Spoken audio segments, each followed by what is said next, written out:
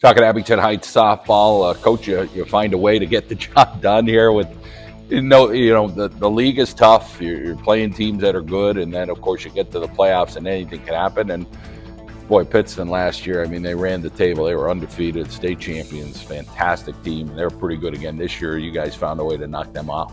Absolutely, they're a really good team. We knew going in, Adams was back and she was going to be very tough and that we'd have to put the ball in play. And our sophomore pitcher's been pitching very well as well. And since the Valley View game the second time around, we've really started to play well. So we were looking forward to playing it, but we knew it was going to be a really tough game. Boy, our area, I mean, we've been blessed with some great kids, but the really good coaches. We go through Mid-Valley and Tunkhannock and Pittston and Abington Heights and Valley View. And Hazelton. It's been fantastic. Absolutely. There's some really good softball played in this area, and I really don't think we get the recognition sometimes that these kids deserve. Shows like this, we're really grateful for, give these girls some publicity because we do really play really good softball up there. Let's talk about the coaching. You always have been a humble guy, like, hey, I just go out, I do my best with these girls, but you get great results out of them.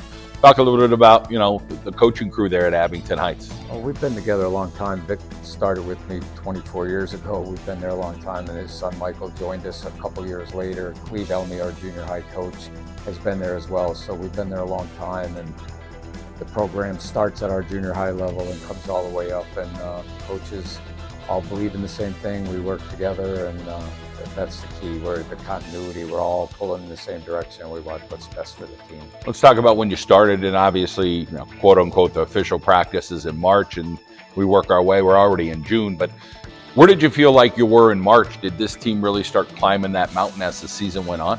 Absolutely, yes. Absolutely, we started off a little slow. We started off 6-3, and then we lost 3 in a row. We were at one point we were 6-6, and we were kind of wondering where the season was going to go. And then we had a big game against Wallenpaupack, and they played well. And I believe the real turning point was the Valley View game the second time around when we came back to beat them. And I think that really gave us a lot of confidence. We've been playing very well since then.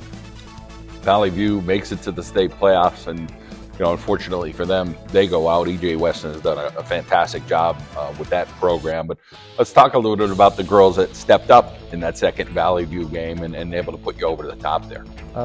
It started with our senior class, our 4 seniors that play, and we had some really big hits from our senior class, and our pitcher really turned the corner, I believe, in that the first Wallenpaupack game where I think she was put a lot of pressure on herself early in the season. I think, she was trying to do too much and just started to relax and just throw the ball. And it really just turned around. In the second Valley View game, our girls really came to life, and they really started to gel as a team, and that's when it took off.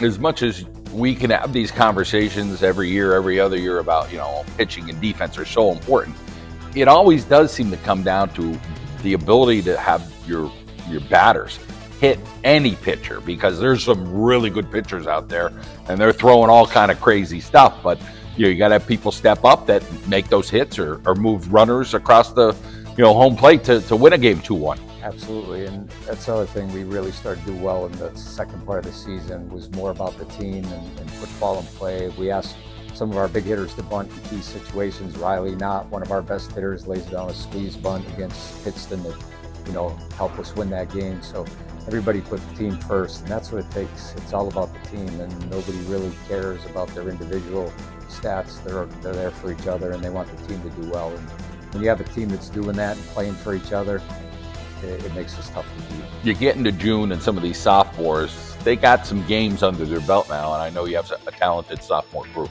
Yes, we have a really good sophomore class, and we have 3 that start and have played very well for us the second half of the season. At the beginning of the season, we were kind of in a rotational thing, and then we got to the point where these kids stepped up and took some spots, and really that was the difference, and that's what helped turn it around for us in the second half. Let's talk about, now you don't have the experience of the first state playoff game in theory because there was a forfeit, but hey, get you a couple extra days of a practice, and hey, you take what comes your way. You just got to go out and play when you get that chance. Absolutely. Everybody wants to play. You never want to win a game that way. And we were playing really well, so the girls were looking forward. And sometimes you want that first game just to get the jitters out a little bit. So now we didn't have that opportunity, but like you said, we got a couple more days of practice, and now we're getting ready for Thursday against a really good Oxford team. So we'll see what happens Thursday. Get this smoke out of the air. Yes, absolutely. All right, Coach, good luck. Thank you.